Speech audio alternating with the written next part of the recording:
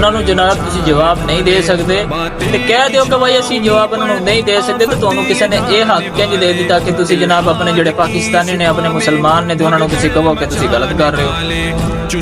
ਸਮਝ ਆ ਰਹੀ? ਜਦੋਂ ਤੁਹਾਨੂੰ ਪਿਛਲੇ ਪੂਰੇ ਮੁੱਦੇ ਦਾ ਪਤਾ ਨਹੀਂ ਹੈ ਤੇ ਲਿਹਾਜ਼ਾ ਜਦੋਂ ਫੈਸਲਾ ਕੀਤਾ ਜਾਂਦਾ ਹੈ, ਜਿਹੜਾ ਦੋਵੇਂ ਪਾਰਟੀਆਂ ਹੁੰਦੀਆਂ ਨਾ ਉਹਨਾਂ ਦਾ ਬਿਆਨ ਸੁਣਿਆ ਜਾਂਦਾ। ਇਹ ਕਿਹੜਾ ਜੱਜ ਹੈ ਜਿਹੜਾ ਕਹਿੰਦਾ ਜੀ ਉਹ ਗਲਤ ਕਰ ਰਹੇ ਨੇ ਜੀ, ਮੁਸਲਮਾਨ ਗਲਤ ਕਰ ਰਹੇ ਨੇ? ਕਿਉਂ? ਮੁਸਲਮਾਨ ਤੈਨੂੰ ਗਿਫਟਿੰਗ ਨਹੀਂ ਕਰ ਰਹੇ, ਇਸ ਵਜ੍ਹਾ ਤੋਂ ਮੁਸਲਮਾਨ ਗਲਤ ਕਰ ਰਹੇ ਨੇ। ਜੇ ਤੈਨੂੰ ਗਿਫਟ ਮਾਰਨ, ਕੋਈ ਤੈਨੂੰ ਹੋਰ ਸ਼ਾ ਮਾਰਨ। ਤੇ ਬਾਬਾ ਜੀ ਨੇ ਬੜੀ ਪਿਆਰੀ ਗੱਲ ਕਹੀ ਸੀ, ਲੋਕ ਚਾਹ ਦੀਆਂ ਪਿਆਲੀਆਂ ਦੇ ਵਿਕ ਜਾਂਦੇ ਨੇ, ਲੋਕਾਂ ਦੇ ਜ਼ਮੀਰ ਚਾਹ ਦੀਆਂ ਪਿਆਲੀਆਂ ਪਿੱਛੇ ਵਿਕ ਜਾਂਦੇ ਨੇ।